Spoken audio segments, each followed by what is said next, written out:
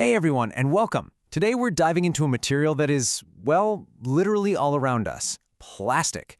It's a substance that has completely transformed our world for the better in so many ways, but it also comes with a hidden cost. That's the paradox we're going to unpack. So let's just rewind a bit, all the way back to 1945. At the dawn of the plastic age, this was the vision.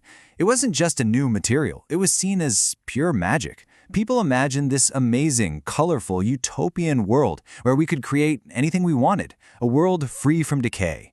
It was a beautiful dream. Fast forward to today, and wow, that dream has led to a reality that's a little more complicated. We now produce over 260 million tons of plastic every single year. Just to wrap your head around that number, that's about the same weight as every single adult human on the planet combined. And that really sets the stage for the paradox we're talking about today. So before we get into the problems, we really have to ask, how did this happen? Why did this one material become so completely essential to pretty much everything we do? Well, it turns out plastic has some serious superpowers. It's incredibly cheap to make, it's lightweight, which is great for transport, but it's also super strong and durable. It doesn't rust like metal, it's a fantastic insulator for heat and electricity, and you can mold it into literally any shape you can imagine. These features made it the go-to material for everything from medicine and transport to our clothes and gadgets. Okay, but here's the catch, right? All that incredible utility has to come from somewhere. And for plastics, that's fossil fuels. In total, about 8% of the world's oil production goes into making plastics. This ties our love for this miracle material directly to a finite resource and locks us into a pretty unsustainable model. We take oil from the ground, we make a product, and then, most of the time, we just throw it away. And that, of course, leads us to the big question, the first major hidden cost. What actually happens to all that plastic, those hundreds of millions of tons, when we're done with it? The short answer? It ends up, well, everywhere. That amazing durability, which was one of its greatest strengths, becomes its single biggest problem. Plastic waste is now a global issue, found in the most remote places on Earth you could imagine, from the Arctic ice all the way down to the deepest parts of the ocean. And if you want to see just how dominant this problem is, take a look at this. When scientists analyze the debris that washes up on our coastlines, somewhere between 50 and 80% of it is plastic. So it's not just part of the pollution problem. In a lot of ways, it is the problem. And this isn't just an eyesore. For wildlife, it's a direct and often deadly threat. We know of more than 260 species that are being harmed by all this plastic. Animals mistake it for food, which can starve them from the inside out. Or they get tangled in things like plastic bags and old fishing nets, which can injure them and prevent them from moving, feeding, or even reproducing. But, the problem gets even more complicated. It's not just about the big stuff you can see. Over time, things like sunlight and ocean waves break those larger plastic items down into smaller and smaller pieces. We call these microplastics.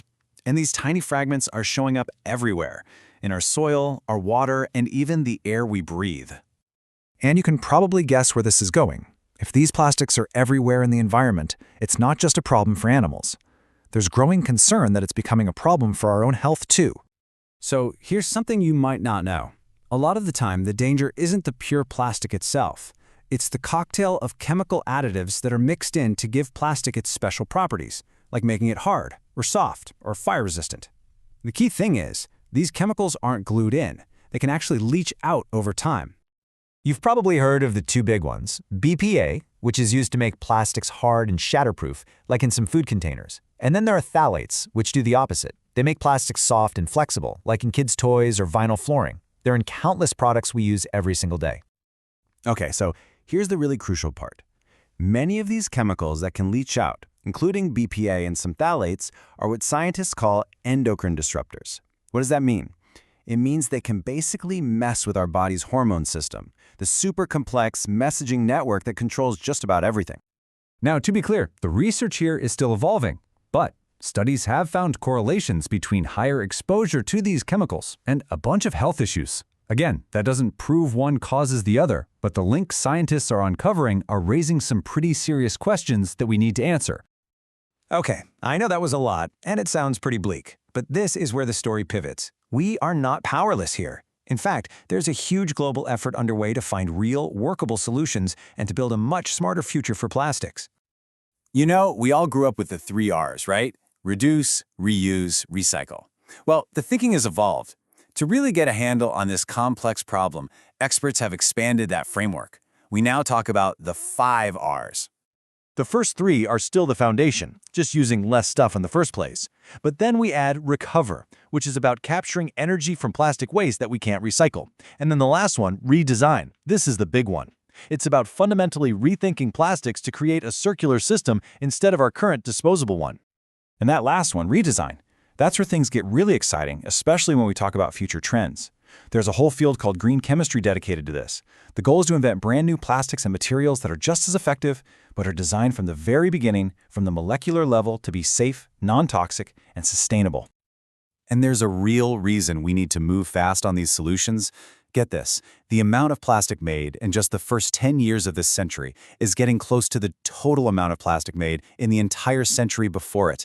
The speed of production is accelerating like crazy.